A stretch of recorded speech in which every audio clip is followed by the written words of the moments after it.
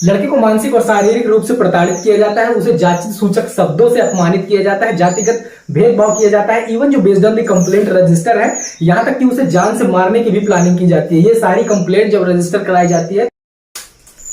हाय नमस्कार, जय हिंद। देखिए, हमारे समाज में कई ऐसे समुदाय हैं, कई ऐसे वर्ण हैं जिनका एक काफी लंबे समय से शोषण होता आया है, चाहे वो मानसिक आधार पर हो, शारीरिक आधार पर हो। और इनके उत्थान के लिए, इनको समाज में बराबरी का दर्जा देने के लिए, इनके एजुकेशन के लिए, इनके शोषण पर रोक लगाने के लिए, इनके मानसिक और शारीरिक शोषण को पूरी तरह से खत्म करने के लिए संविधान में एक स्पेशल एक्ट बनाया गया। तो इस वीडियो को अगर आप वॉच कर रहे हैं और आप SC, ST, OBC या फिर जनरल किसी भी कास्ट से बिलोंग करते हैं तो इस वीडियो को पूरा वॉच करना चाहिए, क्योंकि अगर आप ST, SC से बिलोंग करते हैं तो आपको यह पता होना चाहिए कि इस कानून को हम कब इंप्लीमेंट करा सकते हैं, हमारी रक्षा के लिए जो बनाया गया है कानून, इसका हम कब यूज कर सकते हैं। और जनरल OBC को ये पता होना चाहिए कि अगर हमारे अगेंस्ट में कोई fake SC, ST act register कराया जा रहा है तो उसके अगेंस्ट में हम कैसे एक्शन ले सकते हैं। इस वीडियो पे पूरी डिटेल इंफॉर्मेशन जानेंगे। उससे पहले चैनल पर नए हैं तो सब्सक्राइब करके नोटिफिकेशन को इनेबल कर लीजिए।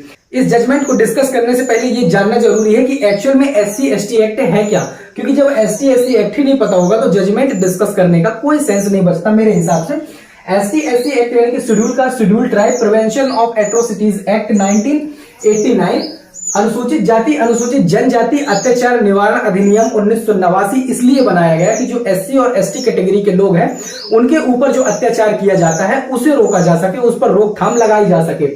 इस एक्ट में बेसिकली वो चीजें शामिल हैं जिनका यूज करके ST, SC कास्ट के लोगों को हैरेस किया जाता है, उनका शोषण किया जाता है। ये किस प्रकार से हो सकता है? ST, SC एक्ट में कुछ ऐसे ऑफेंसेस का जिक्र किया गया है जिसको अगर किसी ST, SC पर्सन के साथ नॉन ST, SC पर्सन के द्वारा किया जाता है तो फिर वहां पर जो सजा का प्रावधान है वो SC, ST एक्ट के अंतर्गत दिया जाता है और उसका जो केस है SC, ST एक्ट के अंतर्गत रजिस्टर किया जाता है। जैसे कि किसी SC, ST पर्सन को नॉन SC, ST पर्सन जैसे कि OBC या जनरल कास्ट के पर्सन के द्वारा जबरदस्ती में नशीली चीजें खिलाई जाती हैं, या फिर उन्हें जाति सूचक शब्दों से बुलाया जाता है, जातिगत भेदभाव किया जाता है, उनके पढ़ने पर या फिर उनके शारीरिक रूप से शोषण किया जाता है, मानसिक रूप से शोषण किया जाता है, किसी भी प्रकार से ऐसा कोई कृत्य किया जाता है जो कि यहाँ पर ये पूरे मेंशन है, तो फिर वहां पर ST, SC के एक्ट के अंतर्गत केस रजिस्टर किया जाता है और सजा का प्रावधान भी ST, SC के एक्ट के अंतर्गत जो होता है वो निर्धारित किया जाता है। तो ये तो ST, SC की बात थी। अब बात करते हैं सुप्रीम कोर्ट के जजमेंट की। तो इसका जो मामला है वो इस प्रकार से है। केस का बैकग्राउंड सबसे पहले जान लेते हैं। यहाँ पर एक लड़का होता है जिसका नाम होता है प्रशांत कुमार। ये क्लेम करते हैं, ये एक्चुअली घुड़सवार होते हैं जो कि ओलंपिक राइडर होते हैं। यहाँ पर आप देख सकते हैं एक एकेडमी है, ओरिया एकेडमी न्यू दिल्ली में। तो ये यहाँ पर ट्रेनिंग के लिए जाते हैं। ये पदक विजेता भी होते हैं। ये SC कैटेगरी से बेसिकली बिलोंग करते हैं। ये क्लेम करते हैं कि यहाँ पर इनके साथ जो सीखने वाले होते हैं, ट्रेनिंग जो होते हैं, उनके द्वारा इनके साथ कुछ जातिगत भेदभाव किया जाता है, इन्हें जाति सूचक शब्दों से बुलाया जाता है, इन्हें ये कहा जाता है कि तू नीची जाति का है, क्या तू हमारे सामने आकर खेलेगा, तुम लोग ऐसे पोछा लगाने वाले लोग हो, या फिर तुम हमारी बराबरी क्या करोगे। इस प्रकार के ये क्लेम जो है प्रशांत कुमार के द्वारा अपनी कंप्लेन में बताए गए, जो कि अभी मैं आपको दिखाऊंगा। तो ये सारी चीजें क्लेम में लगाई गई हैं। इसके बाद जब ये मामला रजिस्टर किया जाता है तो यहाँ पर ये रिक्वेस्ट करते हैं कि केस जो रजिस्टर किया जाना चाहिए SC, ST एक्ट के अंतर्गत रजिस्टर किया जाना चाहिए, लेकिन SHO में जो है पुलिस अधीक्षक ये केस को रजिस्टर नहीं करते हैं SC, ST एक्ट में, ना ही कोई छानबीन करते हैं। ये मामला फाइनल पहुंच जाता है दिल्ली हाई कोर्ट में। जब ये मामला दिल्ली हाई कोर्ट में फाइनल पहुंचता है तो दिल्ली हाई कोर्ट जो है वो यहाँ पर SHO स्टेशन हाउस ऑफिसर को ये केस SC, ST एक्ट में छानबीन ना करने और रजिस्टर ना करने के लिए, एप्लीकेशन में एक्शन ना लेने के लिए इनके अगेंस्ट में जो ट्रायल कोर्ट है वो ऑर्डर पास कर देता है ट्रायल कोर्ट को कि इनके अगेंस्ट में कार्यवाही की जाए। यहाँ पर ST, SC एक्ट में केस रजिस्टर करने के लिए जो कुछ पॉइंट्स हैं वो यहाँ पर बताए गए हैं।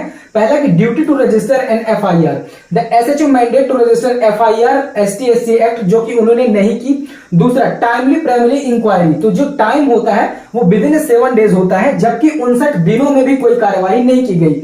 दूसरा है अकाउंटेबिलिटी ऑफ पब्लिक सर्वेंट। यहां पर जो पब्लिक सर्वेंट है तो पब्लिक सर्वेंट का ये काम होता है कि जब भी कोई ऐसा मैटर आता है तो उसके कानून के अनुसार उस पर एक्शन लेना, ना कि उसे डिनाई कर देना।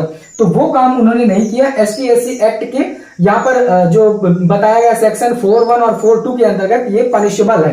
फाइनली हाईकोर्ट इस पर ये जजमेंट पास करते हैं कि जो एसएचओ है उन्होंने अपनी ड्यूटी को निर्वहन नहीं किया है, इसलिए इनके अगेंस्ट में कार्यवाही की जो ऑर्डर है वो पास कर देते हैं। फाइनली ये केस जो है हाईकोर्ट का ऑर्डर जो है वो चैलेंज कर दिया जाता है सुप्रीम कोर्ट में।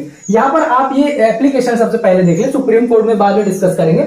यहाँ पर ये जो एप्लीकेशन है ये एप्लीकेशन बनाया जाता है प्रदीप कुमार या प्रशांत के द्वारा। एप्लीकेशन में वो सारी चीजें यहाँ पर मेंशन है जो कि मैंने आपको बताई हुई है कि क्या क्या उनके साथ किया जाता है, उनको किस प्रकार के नाम से यहाँ पर आप पढ़ सकते हैं।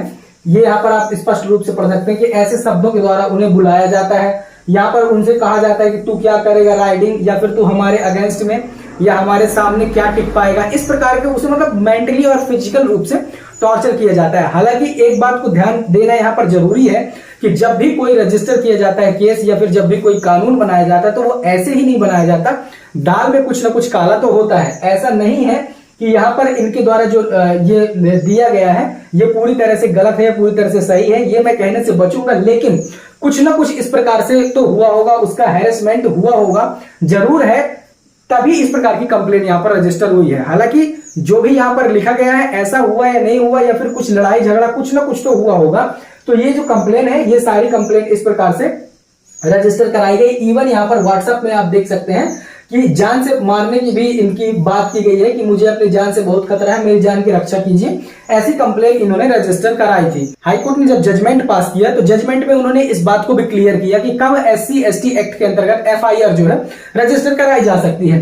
यहां पर आप देख सकते हैं कि requirement for registering an FIR under the SC/ST act essential for offense under the section 3131 ST/SC Act of the insult intimidation must occur in place in public view. मतलब अगर गैर ST/SC के द्वारा ST/SC के साथ में कोई भी ऐसा अपराध पब्लिक व्यू में जब किया जाता है तब वहां पर ST/SC एक्ट को रजिस्टर किया जा सकता है, प्राइवेटली नहीं किया जा सकता। मतलब कैसे, यहां पर ये समझिए कि सपोज करिए आप हैं और मैं हूं, यहां आप ST/SC हैं या मैं ST/SC हूं, या आप नॉन ST/SC हैं मैं नॉन ST/SC हूं।